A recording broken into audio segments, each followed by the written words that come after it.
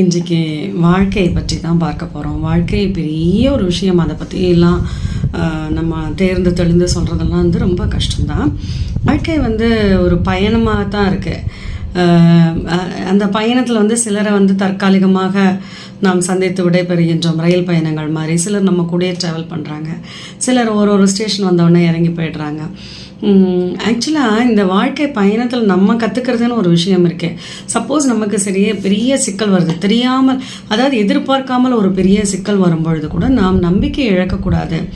சொல்லுவாள் light at the end of the டனல்ன்ற மாதிரி எல்லாம் நழுவி போச்சு அப்படின்னு நினைக்கும் போது கூட நமக்குள்ள ஒரு சக்தி இருக்கு இல்லையா, நமக்குள்ள ஒரு இன்னர் செல்ஃப் இருக்குது. அது வந்து இல்லை நமக்கு அப்படிலாம் ஆகாது, நம்ம பார்த்துக்கலாம் அப்படின்னு ஒரு நம்பிக்கை அது நமக்கே கொடுத்து கொண்டே இருக்கும். அதுதான் சொல்கிறான்.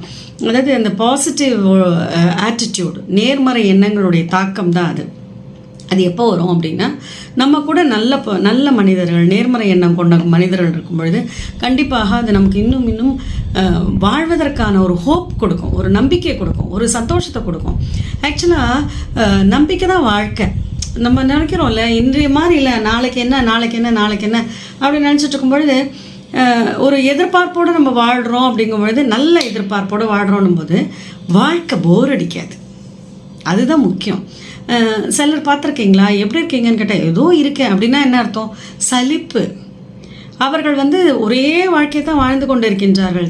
அவர்களுக்கு பணம் இருக்கலாம், எல்லாம் இருக்கலாம், குழந்தைகள் அப்ராடில் இருக்கலாம், டெய்லி காத்தால ஆனால் ஒரு ரொட்டீன் இருக்கும், அதை முடிச்சுருப்பாங்க. ஒரு புதுசாக ஒன்றும் பண்ணாத மாதிரி அவங்களுக்கு ஒரு ஃபீல் இருக்கும். அது ஏன் தெரியுமா? நல்ல ஆரோக்கியமாக இருக்கும்பொழுது நமக்கு அது தெரியாது. கொஞ்சம் ஆரோக்கியம் கம்மியான உடனே ஒரு ஏக்கம் வந்துடும்.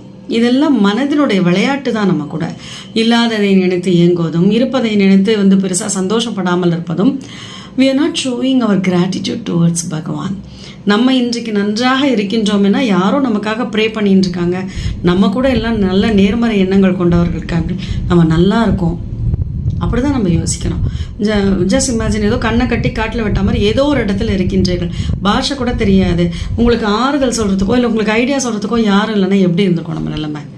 சிலர் நம்ம வாழ்க்கையில் வர்றது ஒரு பாடமாக இருக்கலாம். வலியை கொடுத்தாலும் ஒரு பாடத்தை கொடுத்து விட்டு போகிறார்கள்.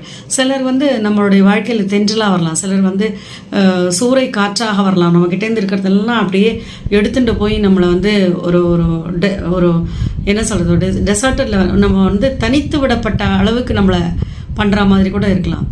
எல்லாம் ஒரு பாடம் தான். வாழ்க்கையே பாடம் தான். அனுபவிப்போம், கற்றுக்கொள்வோம்.